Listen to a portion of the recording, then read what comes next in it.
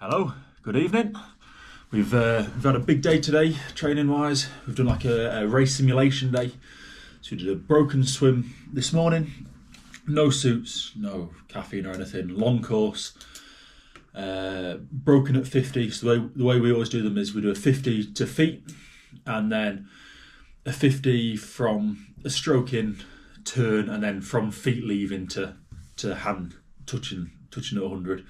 So and we do that because partly because you see quite a lot of people will do to hand and then just go from a push, and obviously you miss that rotation. Obviously it takes time and is a skill that needs to be mastered. And it also makes it a lot easier if you just have to touch and sit on the wall. It's a lot easier than taking that extra stroke in. So I always find the broken swim is actually a lot harder than a straight swim because you've got that lactic acid there for the extra 10 seconds, 12 seconds that we're at the wall or just off the wall, building, trying to catch your breath. Whereas in an actual stand up, then it's obviously that time is less. But I was alright on that, to be fair. So I was 53.9, which just in the normal training trunks was pretty good. I was 25.9 to feet. This is on fly. 25.9 to feet. I'm not sure. Well, to hand was probably then around 25.0. I'm normally pretty consistent around a 0.8, 0.9 rotation normally. And then that back 50, then 28.0. So okay. Yeah, it was just dying off a little bit.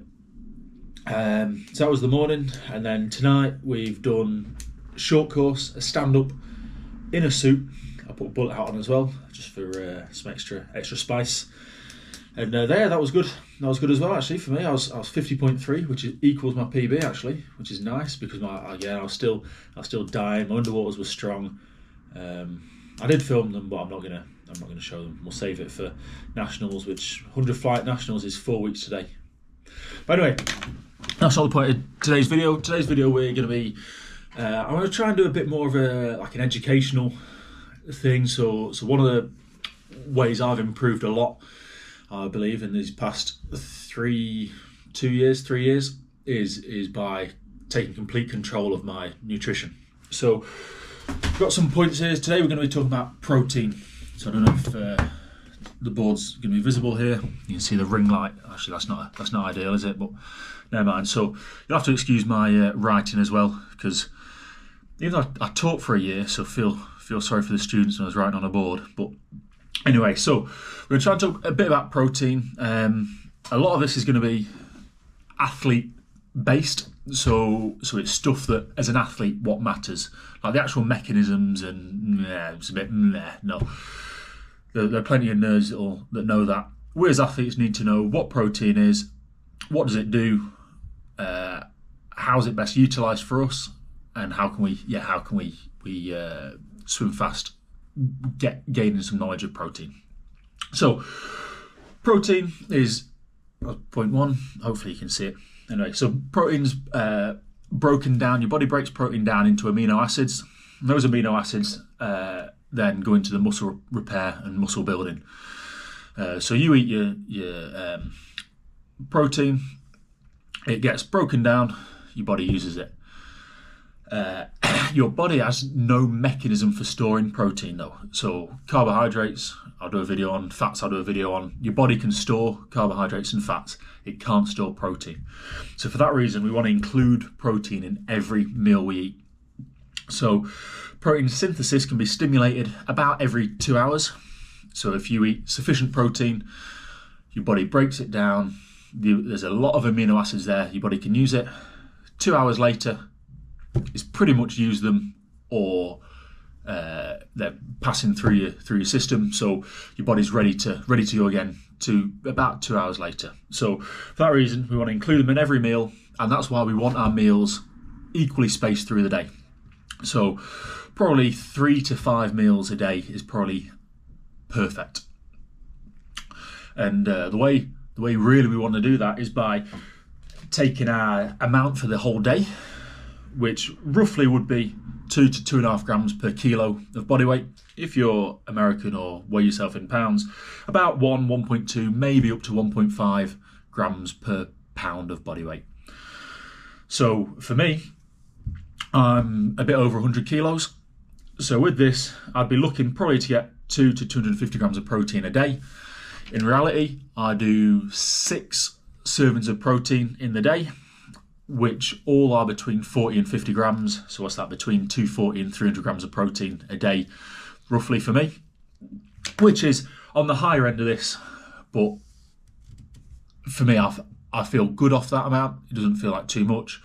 There was a thing people always used to talk about with if you ate too much protein, it damaged your kidneys. But I think that's been debunked now. I think there's plenty of research saying that's bollocks. And a lot of this as well, if you look at like elite strongmen, bodybuilders, powerlifters, these guys are eating a lot of food. Like watch some Brian Shaw videos, he's eating a lot of protein. And obviously he's won the world's strongest man 4 times. Of course, he's an elite athlete. So I think this 2 to 2.5 grams is good enough to keep your muscles repairing without going overboard. So we spoke earlier about stimulating this muscle protein synthesis. There's a minimum threshold. So really we need at least 20 grams to be able to stimulate that. So if you eat something that's 10 grams of protein, your body won't use it. It's just going to go through your system. So it's a waste. So that's why all these products with like these protein bars and these like drinks that are high in protein, where they're claiming 10 grams, waste of time. Don't bother. Eat something proper. Eat a proper meal. Don't bother with these. It's all gimmick. And because protein is such a buzzword that people will stick protein on, like you can see, if you go into Tesco's, you'll see like protein Weetabix. And if you look at it, I think to call it protein of their product, it only has to be more than their normal product. So normal Weetabix might be like 2 grams of protein per 100. Their special high protein one is like 4.5 grams. It's bollocks. It's a waste of time. Don't bother. Don't get sucked in by all the gimmick stuff. You need a minimum of 20 grams per serving. So let's say you're half my weight. Let's say you're 50 kilos. You can probably eat 20 grams of protein per meal, 5 meals a day, and that's going to get you your 100 grams, which is your 2 grams per kilo, and that's going to stimulate it perfectly. Okay, and then last on the list I've got is our sources. So as I said there, that all the protein gimmicks are pretty much a waste of time. Your best sources are meat, particularly red meat, and red meat is king pretty much because it's got so many other micronutrients.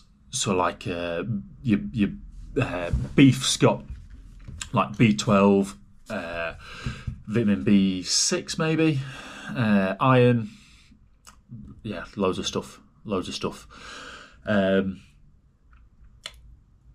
Another reason as well that red meat is so effective is that cows and sheep are ruminant animals, so they've got 4 stomachs, which means that their bodies are much more efficient than ours at converting whatever they're eating, the grass and stuff they're eating, into protein, which then they store in their muscle. So when we eat their muscle, we're utilising those 4 stomachs of theirs, which is pretty good. So we've got salmon as well, which is good for your omega-3s. Again, good fats in there. Eggs, fantastic source of protein. And then dairy. So I don't really know for vegans what's going to be good. I suppose you just have to do as best you can. But vegetarians, if you can eat a lot of eggs and dairy, then that's good. So some people struggle with dairy, like with the lactose. But if you get like a Greek yogurt's about 11% protein.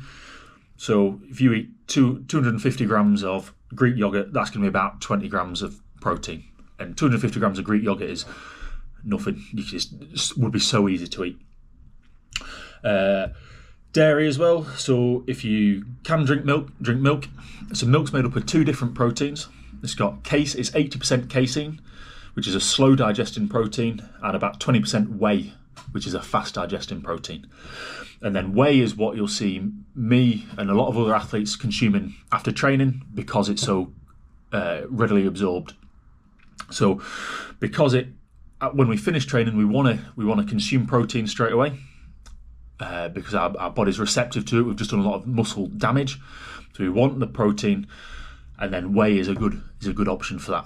So whey wouldn't necessarily be a great option to do for every meal, just because you're missing out on that micronutrient profile that proper sources like your meat, your fish, your eggs will provide. But yeah, I think that's about it for protein. So we've covered what does it do. We've covered having it every meal, how much to have, and then some good sources. So I hope that's been useful.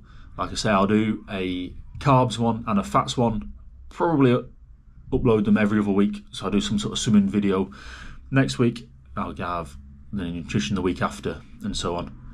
Yeah, so hopefully that's makes sense. If you've got questions, put it in the comments, and yeah, I'll see you next time.